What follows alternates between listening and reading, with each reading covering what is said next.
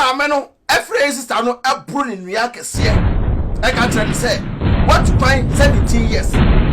ko hwia brabo akobo wa abrochire ntino wa ta me sidan amame wow na wo ne kuma abedo abrochire ene ne kire ya na obesidan amame a wa san abegyina wo say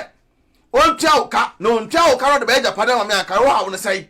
as say watimi ama ya be kine de na ba fie abusia edin adrepan no so ba so no bomode no share this particular video I de edamame na video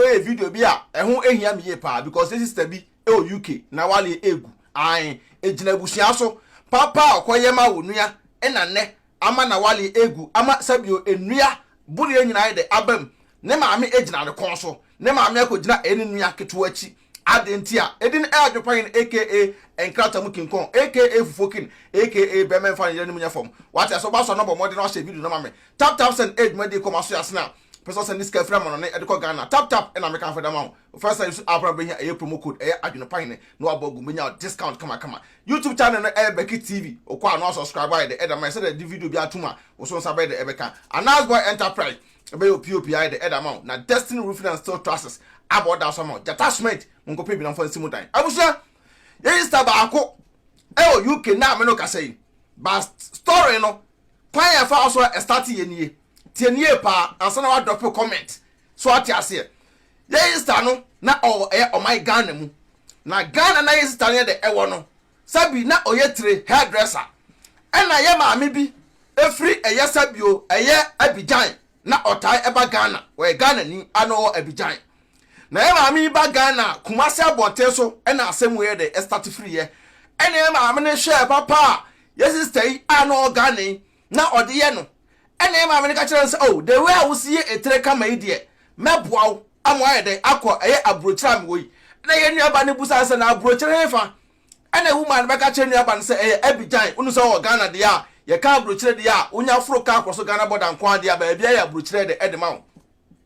wey ene instant de editum ene instant edi maame na chi na instant aircon no ene onua ba kuma baako na okọ school ene wode eye ne shop no eja no because na owo eye can say workers e wo shop no dada nti de ye nua ba kuma no be ne say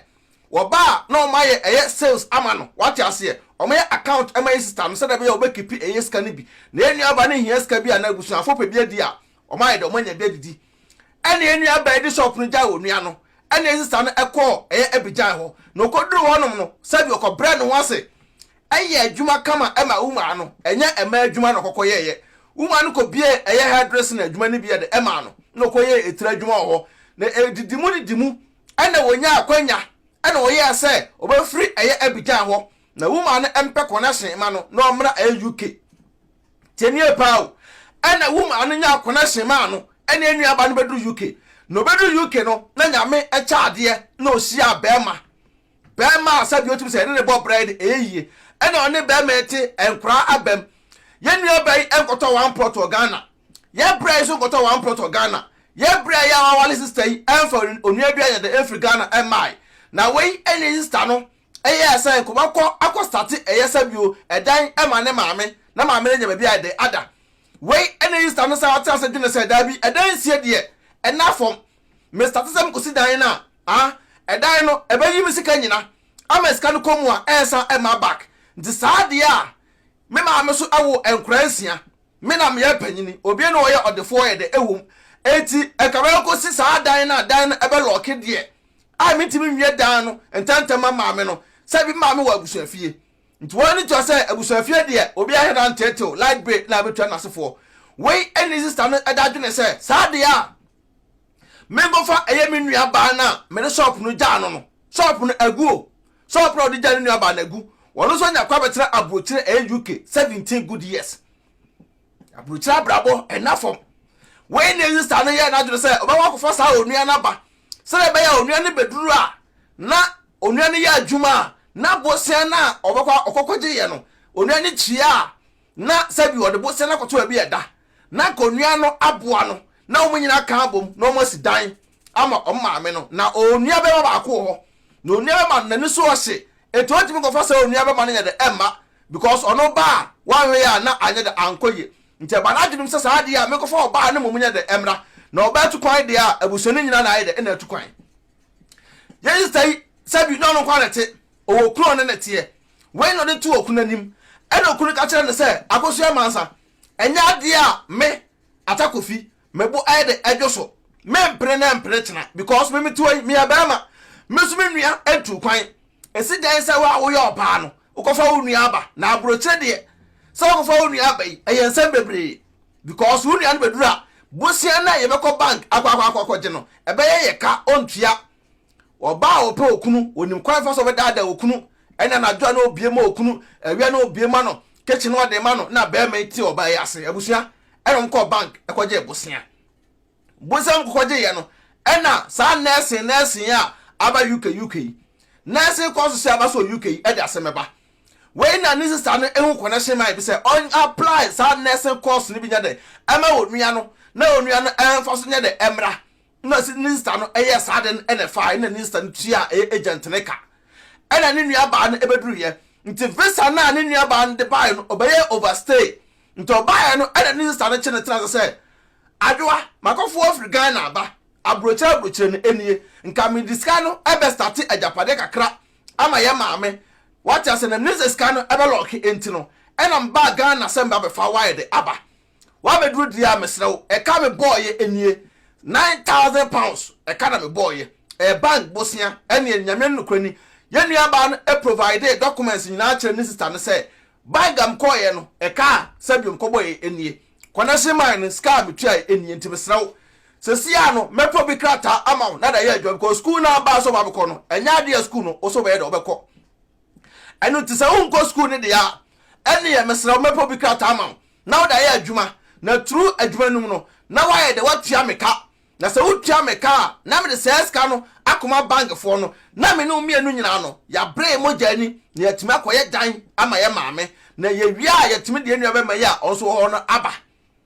na sesia no o cheki adwuma na obekwa akopa ma onua ba no omutete krata ewura ne ka krata nso no enye UK ho na krata no na krata no Belgium krata Belgium pass ena na omeda akoto da nti still na ye de eguso ye de eye adwuma ena ye nua ba no ene nipa ne kasa ye ena nipa no be ye address ni bibia kama ena omede ma onua ba nto cheki adwuma na kokonya ye na esa bosome no so a omutete krata ewura ne ka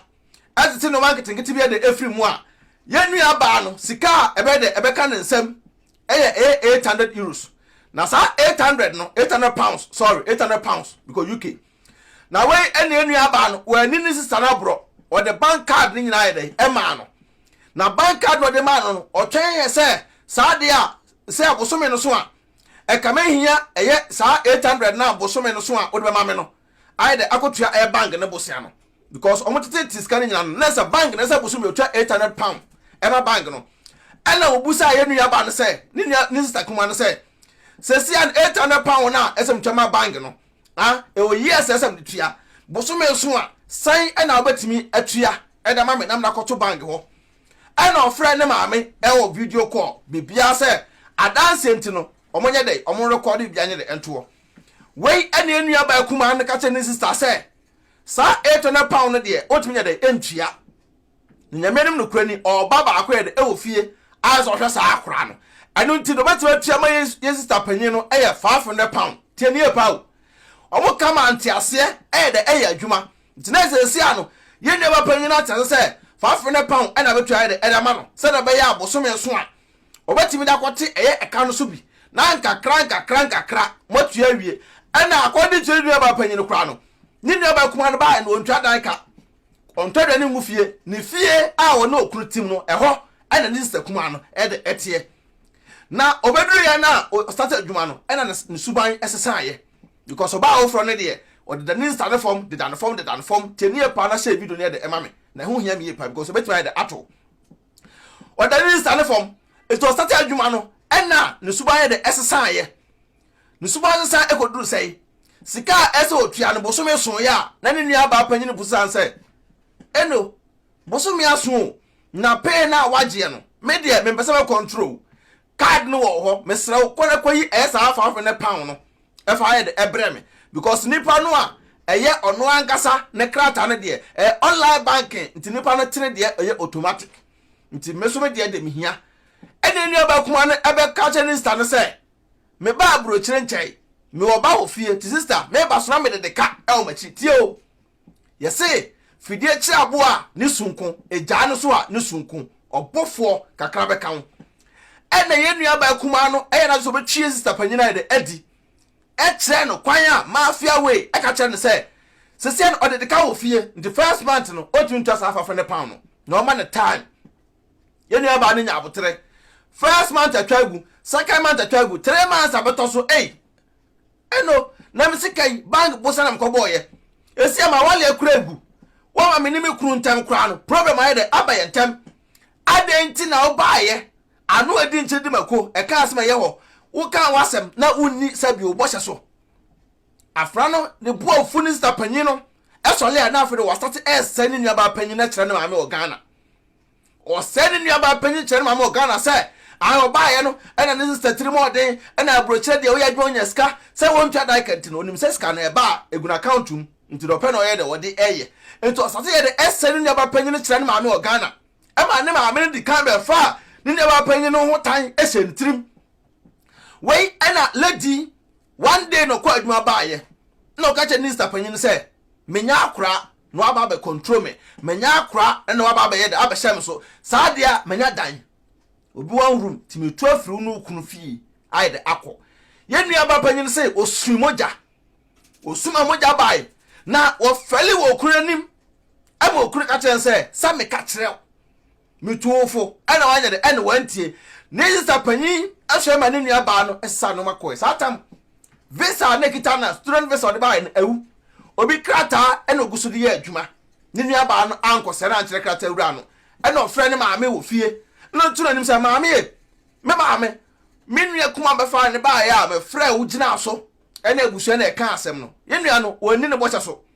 sesi ade wo se wo tu ai de afrifia ai de akwabusu ba so no like video na ai de ene maame o tu afrifia ai de akọ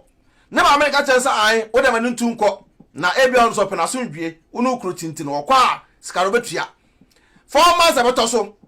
on treska no osa frɛ ne maame biemu a ne maame ka kyerɛ nsa ai wo nua ba kuma ne se oboabo 9,000 pound no na owia odusika nyina ide abahye wo nsam asem be ni ede ba mane na me hu ne sei bank so tweme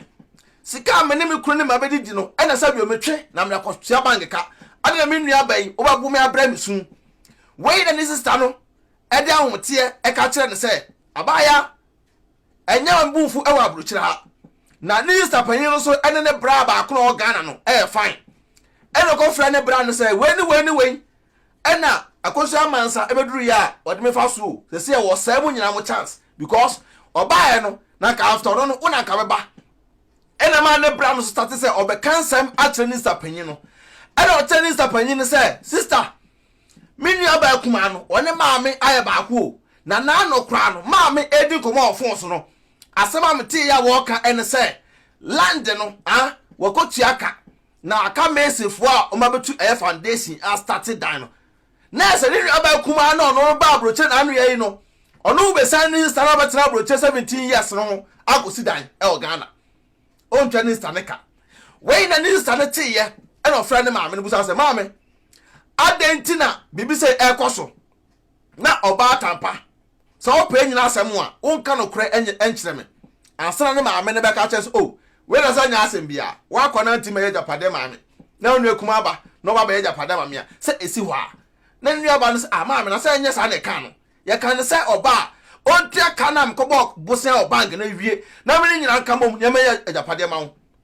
ho na ne ye nnu aba no fa no adwene efre nnu aba kuma no se akosua mansa se me wa ntwam sika ma me a me sa me dɛport akọ Ghana because checking hu no se visa na kita no aide ewu ho ni nnu aba kuma so baka che ni sister se o so elis mistake am frɛ police ama aba fie me frɛ police ama aba fie because me so buy no fie na wote abusia anu edi nche di mako e ka asma eye ho nti no wei ena ye nnu aba kuma yi ekọ adwumam na okodu adwumam no wa ye adwuma one day ana control call ye control migration call ho no ena ebusa nnu aba no ni din tio we general control but nam say sister no edna no ka enti no enna ko hia pepepe akọ crash ye busa ye sister no kuma no say udi ede say no instead of say obey you su eye Nkrataa na ode ye adwuma no ehun ba na eda no kom no card na sense no kom no we boss adin no ahopepre ene adwebone enti no 1 years kan nyina na osan feeling proud so ndo akọ school enti no ehun no apply jimi ene de so ene ko bo onu ankasa ne din UK visa omode man no de ba UK no dey spy no ko boss adin no nto boss adin ni wie ye no ene om check no na sa ho krai edin na wo bo no visa no awu spy wo ba so be ko school no wa anko yemu ye krai ye hwehwe mo na esie Nkrataa ya esense ukomu ehwa adea ansa na obeka so obi dia na de ye dwonom what who from my Ghana apply so ba be ko school nursing course bi wa wo ba ya school na wa anko wo wie so a wasa ko dwobi Nkrataa de ye adwo na ba he na wote afraid de minister na okoba obosen na ne nua no e ba ye wan tio ne nkasa no ono de minister panyin number ma police for no immigration for no samon frɛ we ena minim no UK na obo frɛ ye no ena enua ba no so ne ho dwiri no nti ne ba bia no wo no o pick om ne kasa 1 2 no wa ye wan pick call biem na ne tie no na ne nua ba kuma no e wo my Ghana ye deport no de no ko Ghana aha na asɛm no kese pawo she video no mame ne nua ba no omo deport no de no ko Ghana okoduru Ghana no ena wo kyerɛ ne maame sɛ ne nua ba panyin no ena afrɛ police ni immigration for no se emra emechi no emfa no call my Ghana na in fact ne maame no tis asem we say no ne boafu ye up to now wode ne ba no enkasa aha na me hia wadwen kyerɛ insta no na wale egu because of say okoye papa ene say ne ye de bone etua ne ka anu nti no ye maame no efre sister no aburu ne nua kese e ka kyerɛ ne say what to kwan 17 years koshi abrabo akobo wa aburu kyerɛ nti no wa ta me sidan amame na wunu akuma abedo aburu kyerɛ ene ne kyerɛ ya na obesidan amame a wa san abegyina wo say ontua uka na ontua uka no de be Japan amame aka wo ha wo ne sai alensie watimi ama ya be kyene de na ba fie ene yi safanyin so ka kyerɛ maame say maame e wo mu say nyame no kura ni me kan say me deport no but enya me ena mfrɛ eye sabi ofikesemfo so omonko adwom ho enya me a general control ena fa na omonko ayekrampo no na se ka menua ba no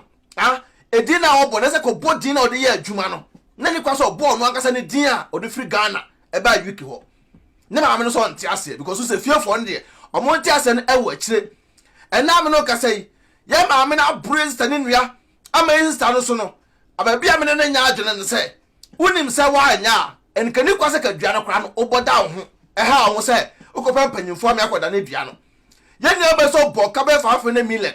ena me koda na dua no nyina because according to no wo so onya ye but on pese eduan benya ne nua ba no ana ne maame ejoko boss aka no owie ya no ne maame so kasa no biem da ofa ne nye ba so de ne ba ba dia aje so sam be kuro nua ba na ye deport no every Ghana esa ba UK ho asem what we pen asem we abusa what we pen we ena sabio ye nua ba no fere nua ba ma no ena o ka kire no se asem se ne sensei ena maame ni mi di maame so kasa no biem fere na won fa ye nua ba ma no se ye maame kwa asole wa ha oni so funu good pa sa dia ye ko hu so funu na so funu maame kasa obete no krani ko hu sofo no one sofo no kasa no sofo so ne man bed ebe kasa later no sofo no afre ye nua ba ye o UK e ka kire ne se sia no me no maame akasa o maame se wate asenti frɛ no se abusua adanko dada adwe ye nua ba ye frɛ maame ya wanfa e no frɛ ne nua ba ma no ne nua ba ma no koma ne maame ne maame te ne kasa na kurom no ka te no se sia ne nua ba no se oda otumi na ne maame ene ne nya fan ne maame ene ne nya fa se na wale so ye egu se sia onye dai ni nua ba no ne maame ne ene ebusafo twahia no omo se maame ne sese na kompeto ne yamdia o sa me kuro nua kuma no emfiri wo emra buru kire nya saa ofa ne nya ba biem da because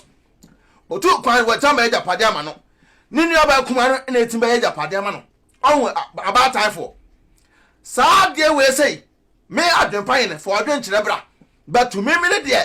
asema me ka kire nua ba no say on doge ne maame no ene ni nua ba no because sa maame ne panasem a we enye duabo am se maame na ka se wa mini ne bandada e no person for kwa bi so e dey egu ne bana ni wase because identity na wo so akra keto an so akra na won ne obapanyin no ebie shop ema na ogu no ese nya adwene ebefa na ba abroche okunu ka se won pene no wabede abroche wie ontua ne ka oso ontua na ese wo no wo na sabio wo pedan asie amabusuafo ka se wo de otu kwan na anu ye wasi dan unu aba de 270 years ndi won si dan omo obra we sanuma we eto bitu kwan a on pese ben abusu asem no se maami enua aburo bai mfaso bia ne so because yenua ba no efa no ho adwene no se woye oba tan maami ba akopɛ yo maami ba akopɛ o wiase nsade a on pese ase maami no bedi yawo de ewo no mu because ono na woye de ohwe maami no topon ni bibia abusu maami request a chopa tienie pa yenua bai efa mpanyimfo ne wafa mo akukudanfo ayenfofo ekoma ame ne fie to anwa ene ya mo ne bibia awie eyi efa ne pound eka sa to so enfa nko pa ene ma me ya chew because Mother's Day ba nti ohia achopa se be ya ma ame no ebe ya okay kakra de ede ama no na de wachire no aba omode achopa no ko ya ma ame no sole ya no owura dem no aba owura dem no aba owura dem no aba kosua create so ame no peja ya to see maame ne dukosua no abofom asa brunua biem agu ne bana bra boso e wa abrochira ha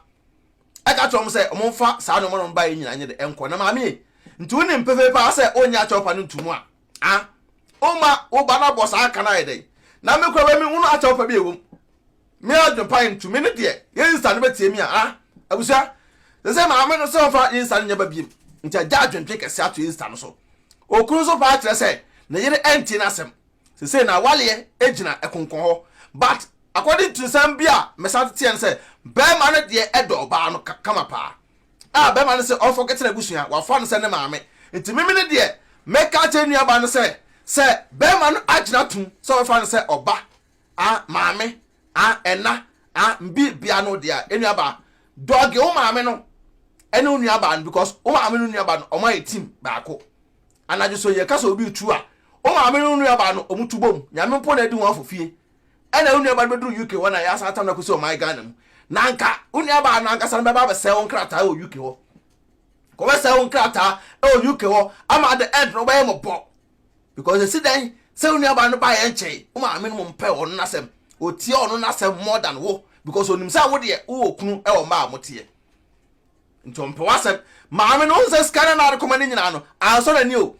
unu aketo na buy na okuma £50 £100 £20 o ma me no mo adwene no akoti unu amba aketo no so more than wo saa na abusafo no bebre de etie abata fo no bebre no omo wo nkura na omo ba akompena asem mo maka nyina mo ye bogus omo mfa mo ho enu te se nua ba no e pa adwenkere jebe no onye onguso empa ne ma me ne chew anase onye de onyai na ondoge ne ma me no na wono okunu ne ma entena emo bra anase oba abroche asaso ntobi onsi dan esa abusua ama na ewura ho abusua ama na inside esifom awo ehia be mapapa ka be man eja na abroche oba enyina no wakọ wapem because of say me ko fami nua emra abroche nti abusua story no de tosu bia no ye be side de abremo ye be contact eye abusua no na de wo mu no musa be de musa be ka meda was share video na drop comment na wo do abroche se ya na sa ade we say no oni be ma tia ti be ma na sem wo ye be ma no so ba tia ti oba na sem se ne be ya monkoto abusua trap no monkoto abusua trap mu a de be ba end no ya wale guo na wo ja wale so a wo ye de be sakofo be ma hofro na so ba hofro na se wo de bo ba wi se be ya akoa because of abusua untimi nta abusua ejapade nyina nsi ukon so abusua problem nyina nsi ukon so dog abusua eno maame eno wapa otukwa be do abuchira ha ababo na wo bo no so mo enu ba bia